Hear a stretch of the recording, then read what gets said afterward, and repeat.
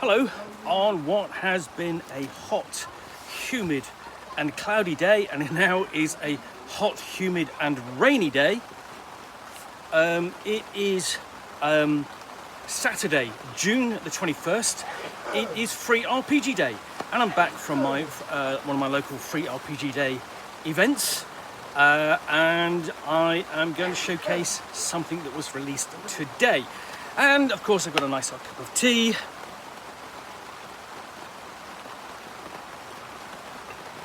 and something really interesting to show you. So let's dig that out. Here, there we go. This is Castle Whiterock, the dying light of Castle Whiterock. It's from Goodman Games, and it is essentially a prequel and preview of the forthcoming Castle Whiterock campaign, which is being crowdfunded by Goodman Games. And as a product for Free RPG Day, it comes with an awful lot of actual backstory and history. Now, originally, Castle Whiterock was published as part of the Dungeon Crawl Classics line back in 2007, and even had its own Free RPG Day release back then, which was the Sinister Secret of a Castle Whiterock. So Castle Whiterock was DCC 51, and the Sinister Secret of Castle Whiterock was DCC 51.5, and it was written at the time for Dungeons & Dragons 3.5. This edition, the one that's coming to crowdfunding, is written for either Dungeon Crawl Classics, which is Goodman Games' own retro clone inspired by the Appendix N of the Dungeon Master's Guide for Advanced Dungeons & Dragons 1st edition, and also for Dungeons & Dragons 5th edition. So it's conversant with the most popular role-playing game in the world. So, let's have a look. A shadow grows over Castle Whiterock. A rock slide near Castle Whiterock reveals an ancient watchtower perched high above the lower courtyards. From the tower's peak, a flickering flame casts an unnatural light that pierces the haze of the mountains like a blade. In the flame's glow, a massive moss the size of livestock dance around the light, casting flickering shadows below. What secrets are hidden in that eldritch edifice? Does your band of heroes have the courage and the prowess to explore such a forlorn structure and uncover the history of its purpose? The Dying of Castle Whiterock is the perfect prequel adventure to launch a Castle Whiterock campaign.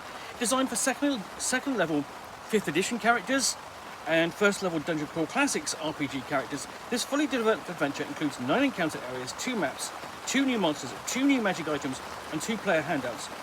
Okay, you can pledge for the full campaign box coming to crowdfunding later in 2025 to continue your adventures at Castle Whiterock. No prior of Castle Whiterock is needed to play this adventure. Have fun storming the castle in both 5th edition and Dungeon Crawl Classics. So, and of course we've got an advert here on the back for the forthcoming Mega Dungeon box set for 5th edition and Dungeon Crawl Classics. So here we go, there's the back cover blurb, and there's the advert, of course. Because essentially, Free RPG Day is very much a showcase for the hobby.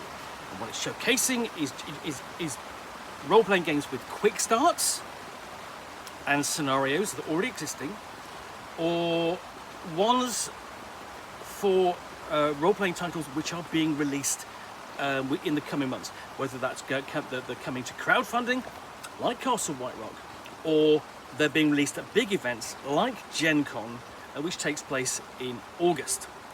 So let's have a look inside. And we start off with essentially an overview of really tables for helping you convert Dungeon Crawl Classics and Dungeons & Dragons 5th edition. So you can go from one to the other if you wish, and an explanation essentially of the terms and really highlights kind of sort of like how each does the same thing given the similar styles of play. So thus, you know, of course, it starts off with sort of like, you know, the simple things. Game Master. Well, in Dungeons & Dragons, it's the Game Master or Dungeon Master. In Dungeon Crawl Classics, it's the judge. Similarly, we have a table for things like the level range for your characters, the differences between, essentially the equivalence between the attributes for both games. Same again for saving throws, and difficulty class for tasks and skills. So having done all that, we get into the actual background for the scenario and then an explanation of who the villain of the piece is, as well as some adventure hooks, which are essentially that this rock slide has revealed this castle. There's a light shining from it with moss flying around, and it might well be that local merchants have reported this, and the merchant lord Nigel the Bold, which just sounds quite ridiculous as a name, almost mundane, reports that some of his merchants have gone missing, or that the player characters are simply travelling and want to find a point of refuge in the face of a coming storm, or lastly, the Order of the Dawning Sun wants to investigate the tower and claim it because it was once belonged to their holy order. So we go into further details about how the scenario is going to run, and then how to begin it with for your scenarios. Begin the scenario and how to get the player characters involved. And really, they start here. They start at this crack in the ground, the tunnel leading to the bottom of the tower, and you've got the tower levels going up here. And here are the strange moths which are going to be circling the top of the tower.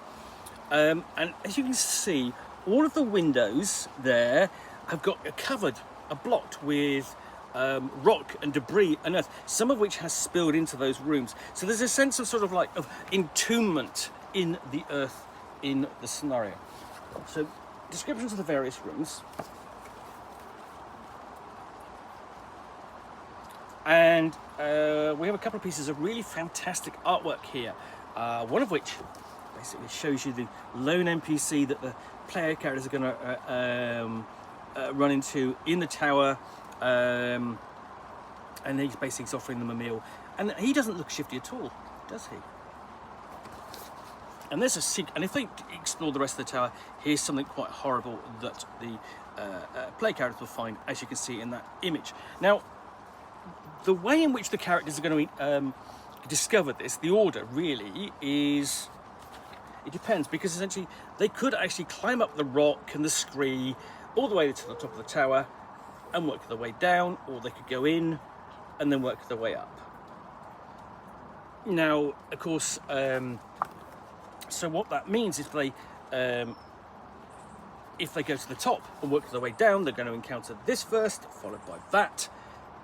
And if they're going for the bottom, they're going to encounter that first and then work their way up and encounter that. So there is a little bit of difference there in how the scenario works and how ultimately the player characters encounter an interaction with this figure is going to work. It really doesn't ultimately, that's the big difference in how the scenario is going to play out. I would suggest the recommended method or route there, the ideal route really, is to go in through here and work the way up so that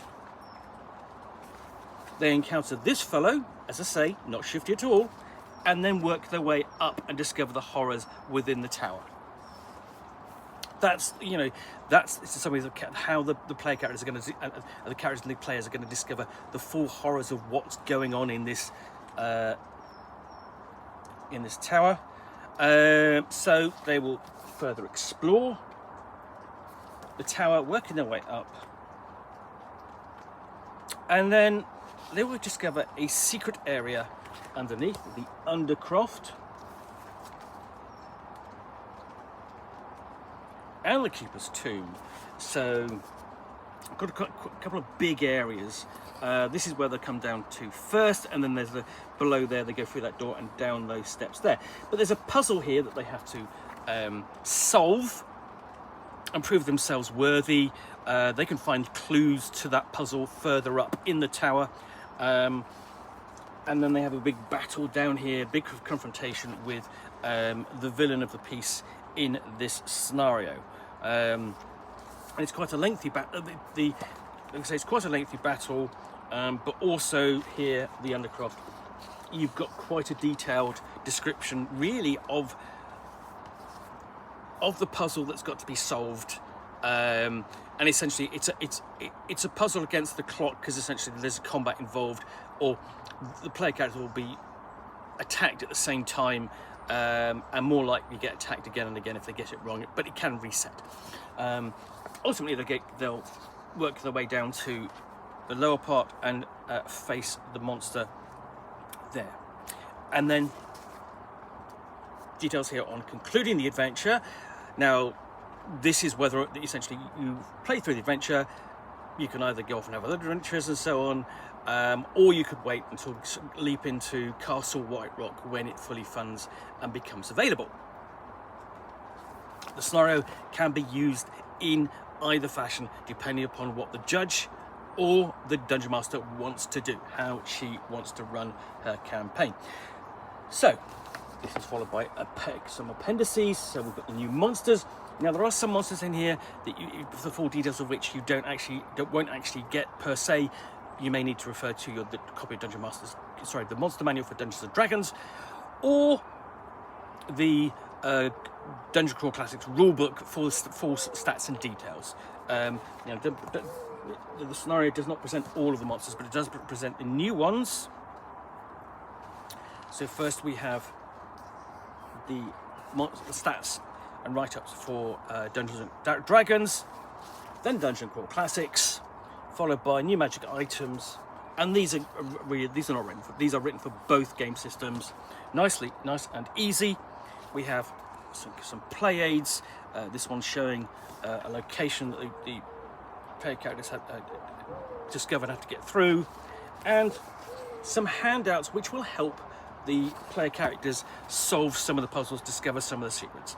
And of course, because this is a preview, because it's advertising a forthcoming product, we have a closer look at the Castle Whiterock set, and some older box sets, older sets, big expansion sets as well, including essentially the